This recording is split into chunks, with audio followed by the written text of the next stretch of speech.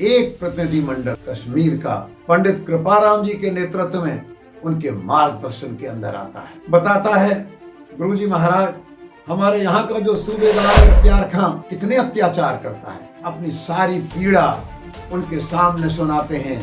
गुरुजी महाराज उन सब की बातों को ध्यान से सुनते हैं। उनके बराबर में पुत्र छोटा उनका पिताजी, ये आप चिंता में कैसे, आप सारी बातों सुनकर के क्या चिंता कर रहे हैं? मैं चिंतन कर रहा हूँ इसका समाधान, और इसका समाधान नहीं है समाधान। क्या समाधान? देश का कोई एक ऐसा महापुरुष जिसको देश में अधिकतर लोग जानते हैं, उसको बलिदान देना पड़ेगा। ऐसे महापुरुष को पूरे देश के अंदर उनके बलिदान के बाद जो गुस्से की लहर उठेगी और समाज संघर्ष के लिए खड़ा हो जाएगा। गोविंद राय जी ने कहा उनके पुत्र ने, आप बताइए आपसे बढ़िया और कौन महापुरुष हो सकता है, आपको ये काम करना। जब पुत्र का जवाब सुनकर खुशी भी हुई, उन्होंने प्रतिनिधि मंडल को कहा, आप निश्चिंत होकर अपने अपने स्थानों पर जाइए और कश्मीर खास तौर से जाकर अपने सूबेदार को कह देना, अगर गुरु तेग बहादुर जी को आप लोगों ने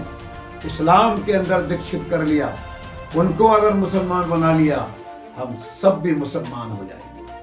सब लोग अपने अपने क्षेत्र को संतुष्ट होकर के मन में ये भाव लेकर अब इस समस्या का समाधान होगा। आने वाले समय में अत्याचारों में कमी आएगी। सब लोग लौट गए। कश्मीर में जब ये दल पहुंचा, इख्तियार खान को उन्होंने कहा, भाई कि जो तुम इतना अत्याचार करते हो, मुसलमान बनने का दबाव डालते हो, आपने अगर गुरु तेग बहादुर जी को मुसलमान बना लिया तो हम सब भी मुसलमान बन जाएंगे, इतना आपको कह देते। इख्तियार खान ने सुना और औरंगजेब तक इस बात को पहुंचा दी। औरंगजेब ऐसे मौके की तलाश में इधर गुरु तेग बहादुर जी शांत होकर मिले। वो जानते थे ये सूचना ऊपर जाएगी, आने वाले समय में क्या होगा। उन्होंने भी अपनी तैयारी प्रारंभ कर दी और उन्होंने 8 जुलाई 1675 को अपने छोटे पुत्र गोविंद राय को अपना उत्तराधिकारी घोषित कर दिया और अपने साथी भाई मतीदास जी, भाई यतीदास जी, भाई दयाला जी, गुरु दत्ता जी अपने साथियों के साथ इससे पहले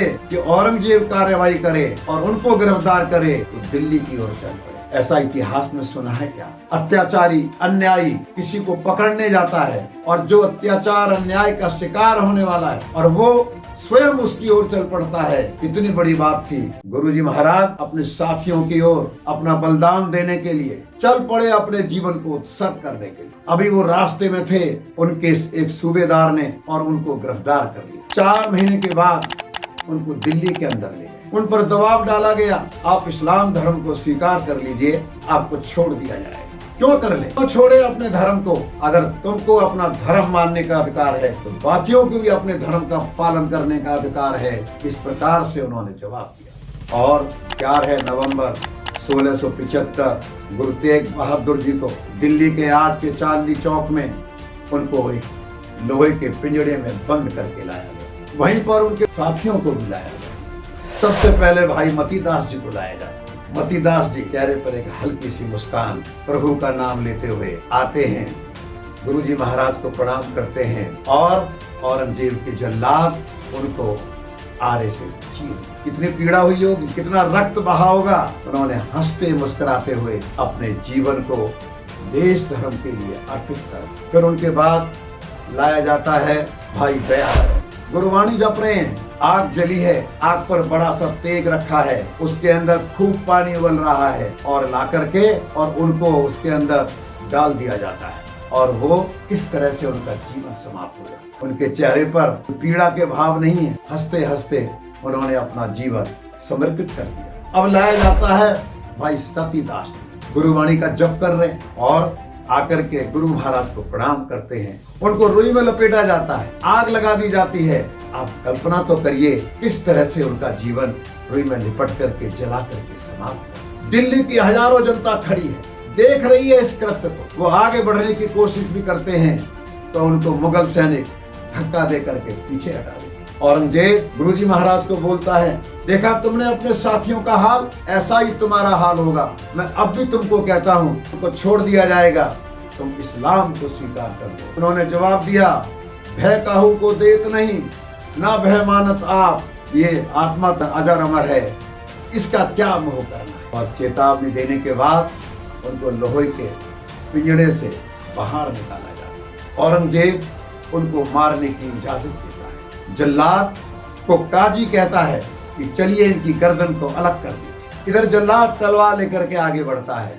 देखिए भगवान को क्या मिलता है। बादल गरजने लगता है, बिजलियां चमकने लगती हैं, आंधी सी चलने लगती है। इधर तलवार जल्लाद की गुरुजी की गर्दन पर आती है। गर्दन इससे पहले कि जमीन पर गिरे, भाई नेताजी गुरु के रंगरेटा के नाम से जाना जाता है, तेजी से आगे बढ़े, दोनों हाथ फैलाकर उनके शीश को अपने हाथ में लिया, नीचे नहीं गिरने दिया, लेकर के आगे बढ़े और वो बड़ी तेजी से उनके शीश को लेकर आनंदपुर साहब की ओर चल पड़े। पहले वो करतारपुर रुके, वहाँ माता नानकी, माता गुजरी, पुत्र गोविंद राय, संगत मानो इंतजार कर रहे थे। जैसे ये पहुंचते हैं, पालकी के अंदर उनके शीश को रखकर तेजी से आनंदपुर साहब की ओर आगे बढ़ते हैं। बड़े विधि विधान से उनका अंतिम संस्कार कर दिया। इधर क्या हो रहा था दिल्ली में? घोड़े, बैलगाड़ियों की लाइन और एक शाही ठेकेदार लक्खी बंजारा अपने पुत्र नगासिया के साथ आगे बढ़ते जा रहे हैं बड़ी तेजी के साथ। जनता कुछ समझ पाती, सैनिक सावधान हो पाते। उनके धड़ को जो जमीन में गिर गया था, बैल की गाड़ी जिसके अंदर घास रखी हुई थी, उसके अंदर जल्दी से डालकर तेजी से रायसीना गांव की ओर जहां उनका घर था चल पड़े।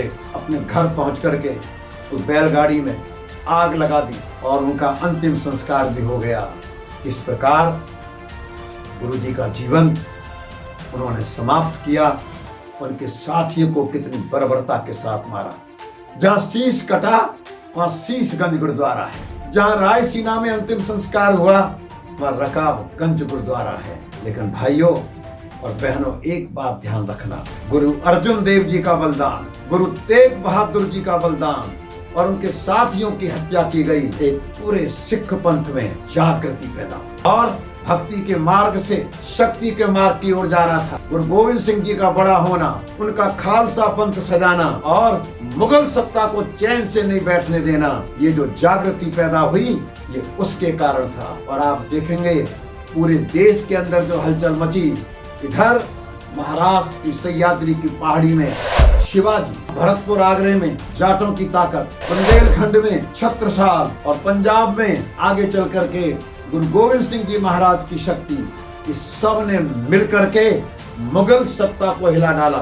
और इसीलिए हम देखेंगे जब देश को आजादी मिली, 562 थी उस समय, केवल 7 रियासतें मुसलमानों की रह गई थी। 562 को हमने स्वाधीन करा लिया था, पर हिंदू ही राजा थे, सिख राजा थे। गुरु तेग बहादुर जी का बलिदान व्यर्थ नहीं, उसने मुगल सत्ता को खोखला कर दिया। जब अंग्रेज भारत में प्रवेश करता है, 95% भारत हमने मुगल सत्ता से आजाद करा लिया था। केवल और केवल 5%, 7 रियासतें उनके पास थी। दिल्ली का बादशाह जगदीशरो कहकर के पुकारा जाता था।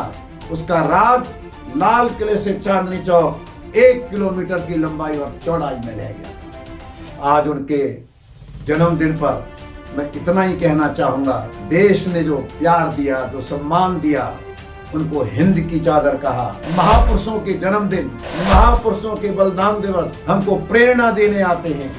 देश के लोगों, सो मत जाना, जागते रहना। आने वाला समय कहीं ऐसा ना हो जाए कि हमको फिर संकट के दिन देखने पड़े।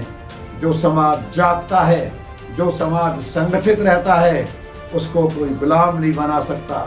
देश को महान बनाएंगे, विश्व गुरु सोने की चिड़िया बनाएंगे, देश को शक्तिशाली देश बनाएंगे। इस बात के साथ ही मैं अपनी बात समाप्त करता हूँ। जय श्री राम।